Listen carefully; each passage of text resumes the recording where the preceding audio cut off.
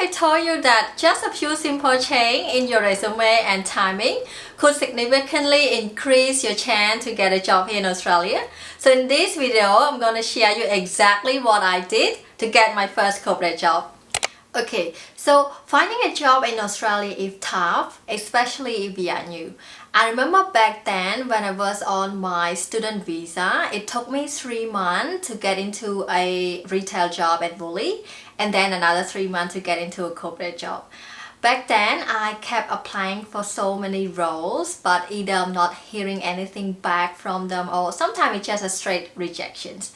But after a few research, trial and errors, I realized that I made a few simple mistakes that probably hold me back to get a job here in Australia. So in this video, I'm gonna share everything I know with you, from when is the best time to apply for a job, how to write an Australian style resume, and which job platform that I use to actually get into interview. And I also share with you the key interview question that you need to prepare for to get a job.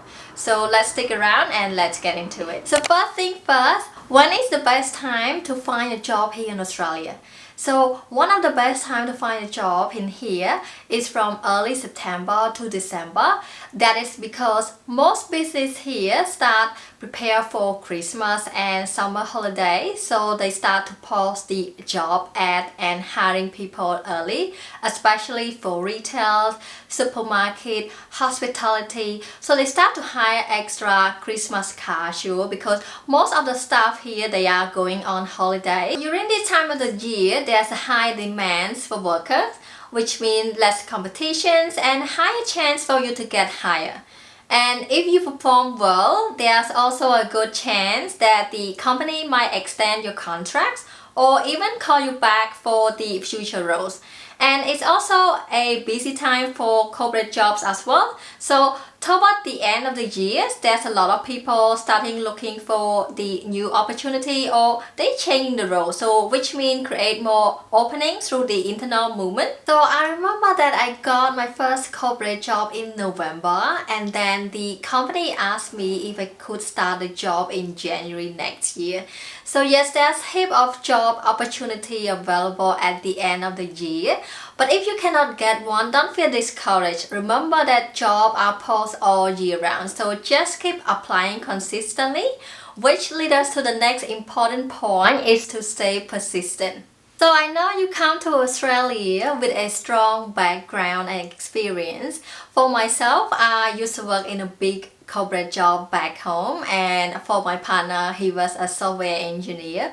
But coming here, we all have to start all over again.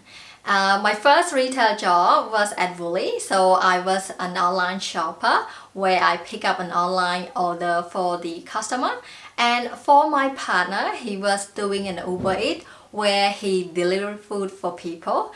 And I also know some of my colleagues here who used to be like a manager, a senior software engineer, or even a startup director. But they all start doing the casual job, like doing an Uber driver, a waiter, or even a cleaner. So regardless of what you did back home, coming here, you might need to start small and work your way up. I know how you feel, right? You might think that, but you got a lot of experience. So I come here to tell you that it's absolutely okay. Most people here go through to the same process. If you try to apply straight away based on your previous work experience, it might be hard for you, or it might take some time to get one. So I'm not coming here to say that it's impossible, but getting a local experience first might be easier for you to move up later. And don't feel discouraged if you cannot get one. Just think of it as a temporary, a stepping stone for you to reach your dream job. So next, it is important that you know your work rights and your availability. So when you apply for retail job, the employer will often ask you about your availability. So you need to show that you are open and flexible. And another important thing that you need to know is your minimum pay, your working hour, leave and other conditions. For international students, you can check the government website or your visa conditions. So at the time I'm recording this video, international students can work up to 48 hours for fortnight during the study period and unlimited working hour during holidays. And as of the 1st July 2025, the national minimum wage is $24.95 per hour. So which means that is the minimum amount you should be paid. So if you are being paid less, you should report it to the Fair Work Ombudsman. And I personally find the Fair Work website very helpful. It has a lot of details about leave and how to calculating your pay rate and what you need to know when starting or ending the employment. So I will put all the links in the comment sections down below if you want to read more. So now it's time to prepare for the Australian style resume, or you can just call it CV. So let me show you my first resume that I used back home when I applied for the job here in Australia. So take a close look. Can you spot what's wrong with it? I'll give you 5 seconds, or you can just pause this video. Done? So I know you spot a few things in here, so let's go through it all together. First biggest mistake I made was to include a photo on my resume. So in Australia, we don't need to add your photo because employer want to focus on your skills and experience and not your appearance. So just remove it completely. Second mistake was my date of birth. You don't need to include your age. The Australian employee are not allowed to discriminate based on your age, so it's really irrelevant, so just remove it completely. Third mistake was the full address. You only need to include suburb and postcode because the employee only want to know your location for commuting purposes and also protect your own privacy as well, so better keep it short and simple. The fourth mistake was reference. So you don't have to write a full contact details of referee on your resume. Just simply put a reference available upon request. The company mostly asks you for your referee details when you pass the interview stage. So you can just provide those details when they ask. Fifth mistake was hobby. So you don't need to list your hobby unless it's directly relevant to the job that you apply. It's better for you to focus on adding your skills and achievement. Last but not least is the font and the format. So you need to be consistent and professional. So keep 2 consistent fonts for your heading and body paragraph. And also look out for a small format as well, making sure it looks clean and professional because those little things does add up. And for the extra tip is to tailor your resume to match the specific job description. So I know many people using the same resume to apply over and over again. And employee and HR can easily spot the generic one. So take your time and personalize your resume to match the job descriptions. And I will put down the resume template that I use in the comment sections down below as well. So now your resume is ready, and the next question is, which job platform should you use to search for job?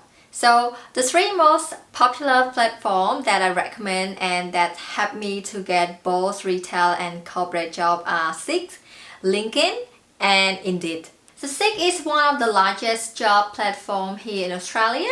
So you can upload your resume and then make it public so employer can find you directly through that platform. Another good platform is Indeed. So it's very easy to use and you can filter job by location, job type, salary, and the industry. Last but not least is LinkedIn. If you're looking for professional and corporate job, you can connect with people in your industry or follow companies that you want to work for and engage with their posts to increase your visibility. So when the opportunity comes, the HR already familiar with your name. So the last stage in getting a job in Australia is preparing for your interview. So it is important to be prepared.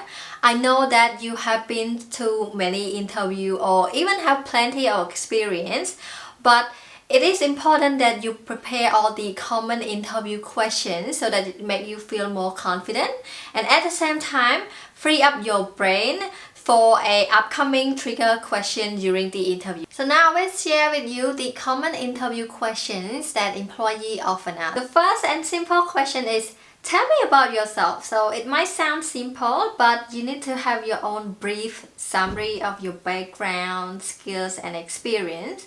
And the next common interview question is, why do you want to work here? So employees want to know your interests and how your value align with the company.